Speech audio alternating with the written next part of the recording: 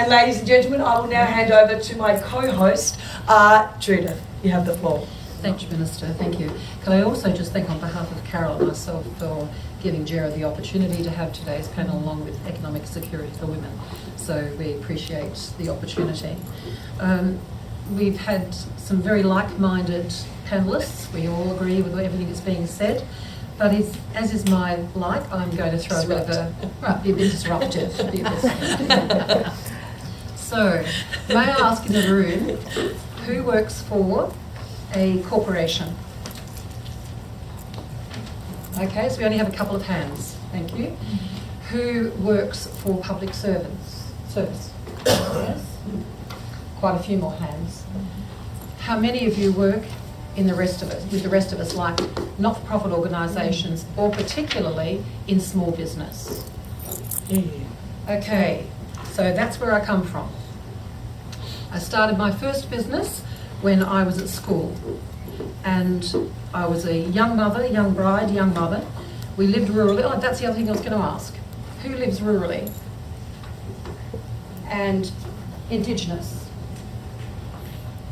Okay, so you see there is a mix where it just isn't in the city, in a regular work stream with all of the things that can be offered regularly. So, my story is I started my business when I was still at school. I got married very young. I had children very young. Lived on a property. In fact, I think in my mid-20s I was running 3 businesses. The property with livestock and travelling something like 70 or 80 kilometres. How many is that in miles? I'm sorry. But in 70 or 80 kilometres to get to one or two of my businesses. And yes, I made the meals and I did the housework, because living where we did not have childcare. We did not have anyone who could step in and do even the housework. So it just never occurred to me that I didn't have to do it. It just did not occur to me. And I think that's part of the conversations, as we have heard. We just don't think about how we articulate what we do and what's available to us, and how we need to bring men into the conversations, because it is elemental for any progress around economic future for women and lifelong economic well-being, that we have a conversation daily, regularly with men, because it's not that necessarily they are ignoring it. It's more likely no one's had the conversation. They haven't had to think about it too frequently. So I think we as women have an obligation to have the conversations.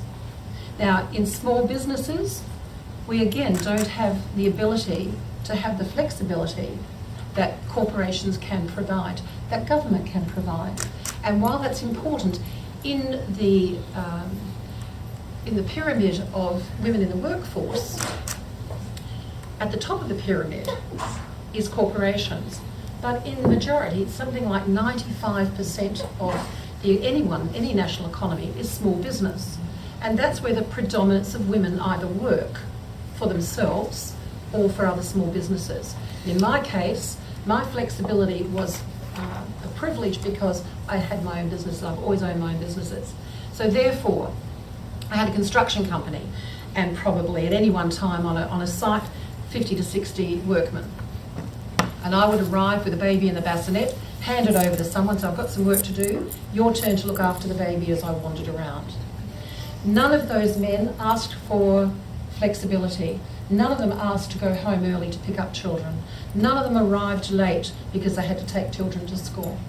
I had a manufacturing company, 40 or 50 men on the floor, a couple of women in the office. None of those men asked those questions either. A couple of the women who worked for me in my office did. Totally understood it, did it myself. They were looking after my children as they came into play before and after school.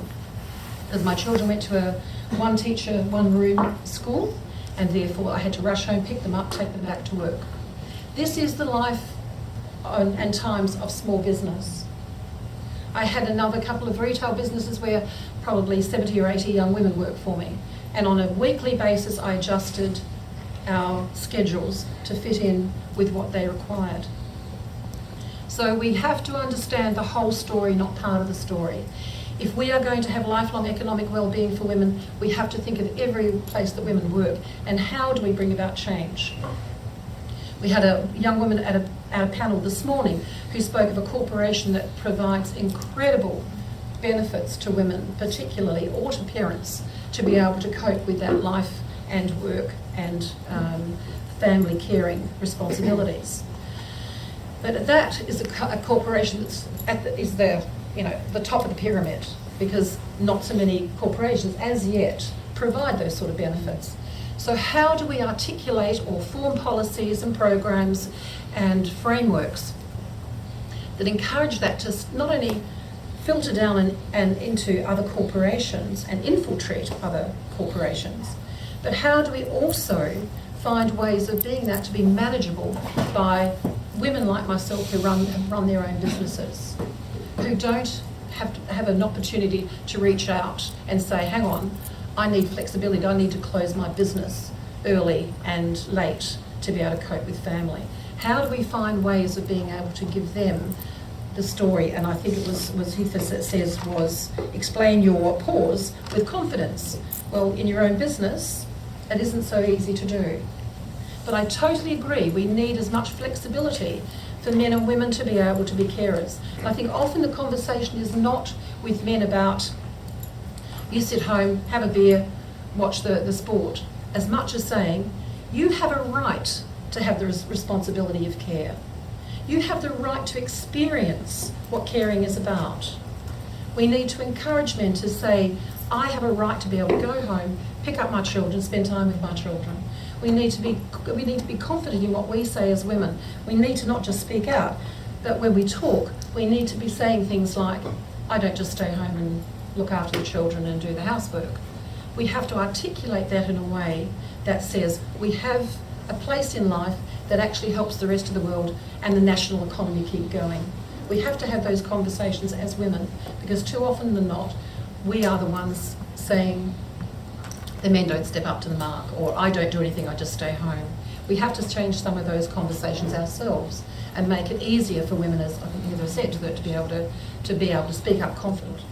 The future of work, as I think the Minister said, if not, why not, has to be about making sure that those different frameworks, those policies are workable from the best of the corporations to the smallest of businesses, so that women can get, and men can get their opportunity to actually live with dignity and respect. And I'm a great fan of the G20 25 by 25 that was held in Australia in Brisbane in 2014. And the Minister explained about the 25% participation rate of women, and also by 2025. But even with that, it's not just getting women into the workforce. It has to be predictable work. It has to be sustainable work. It has to be decent work. And it has to be able to allow women to live with dignity in their later years. And at the moment, just becoming an entrepreneur is not enough. I asked earlier about where some of the places you lived, and some of the work that we do at JERA is around post-conflict, post-disaster areas. But there are plenty of countries who are geographically challenged. You look at Solomon Islands, you look at PNG, Nepal, and there's numerous other countries where they're geographically challenged. So how do you, for instance, in the Solomon Islands, as a woman running a business, manage the flexibility, let alone the progress of your business out on an island that is, hundreds of kilometres away from where trade is occurring?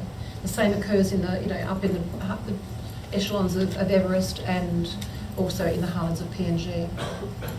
So when we have a conversation here, it's not just about how lucky we are and that we do have governments who are really forward-thinking and are prepared to bring in policies, but how do we, in an international forum, talk about how we help other nations to form policies, programs and outreach to make sure other women have the ability to live with caring.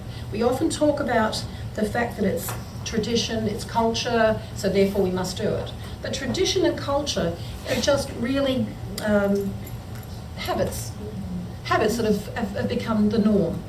We've changed culture and traditions globally in all sorts of places before, and we can continue to do it, and we must. It can't be the reason why women are held back from having a life of dignity and having their money. I actually heard the Minister say one day, I think it was about your niece, a man is not a plan. Or some women, Man is not a financial plan. well, some women have actually worked it really well. Yeah. I I say good luck to them. However, if that money is not your own, it can always be taken away from you. So we have to find ways internationally, but even in Australia, and I believe in New Zealand, and I'm sure it's the same in Fiji and many other countries. It's not just the women in the cities, the women in the normal mainstream of life. It's outside. We have huge areas in Australia where we need to pick up our game and run, where Indigenous families have those same confidences of having lifelong economic well-being, and also that they have some flexibility, that they have engagement with men to take on the beauty and the love of caring that we often hear that women have. Well, why shouldn't men have that access and have those opportunities as well? And I think we need to reach out as well. So now I know the minister said you want me to talk for a while, but I don't know how many questions and answers you want to take, because I can talk for a long time. We can talk for another 5 minutes. Let's talk for another 5, because it's absolutely fascinating. So keep going on. Okay, so I'll talk about business, because I believe economic security for women is so imperative for their lifelong economic well-being. And nowadays there are becoming more and more opportunities when we talk about the future of work. There are so many more opportunities now. Uber was mentioned. What a great way for women to be able to have that flexibility in their work. They can stop and start as they wish. But I also would like to see women, now I have, as I said, a construction company, and not one woman on those sites. However, that has changed slightly, where now there are a number of organisations who encourage women to take alternative trades. But picture this, a woman who is a plumber or electrician, very well paid. You don't, if you're a nurse, you've got to go back, and other professions, you have to go back and retrain when you've left the workforce and come back again. You need to retrain. But not so much when you're looking to be an Uber driver or an electrician or a plumber. But the plumber, electrician, and those trades are highly paid. They're very secure jobs. There's enough money to put aside, which small business is not good at doing. We're not good at putting money aside for later on. We always assume it's going to be, a bucket of gold at the end of the rainbow. We're very positive people who are self-employed. But those sorts of trades, we need to encourage women to look at those sorts of trades, because any of you have tried to get an electrician at the middle of the night, or a plumber, it's very hard to do so. Whereas from a woman's perspective, it's the best time for her to work. If she's been caring through the day, it's a great time for her to work. And she's well paid to do that work. So we need to have those conversations. And at schools, while they do a little bit, the biggest barrier are parents. Parents don't like the idea of their daughters becoming auto electricians or domestic electricians or plumbers. We need to start having those conversations, particularly, again, as women, we have the opportunity to influence how those conversations are articulated and encouraged. We need to look at alternative ways of women to go into work, and therefore can use flexibility in a different way. So there's lots of pathways to get to that end of life where you live with dignity and respect and have enough money to be able to do so. I mean, as I said, from a small business perspective, I either am going to have to live on a boat for the rest of my life so that someone can take care of me and travel around the world, because I don't have enough money otherwise, I would presume. Or I have a big party in a few years and just leave.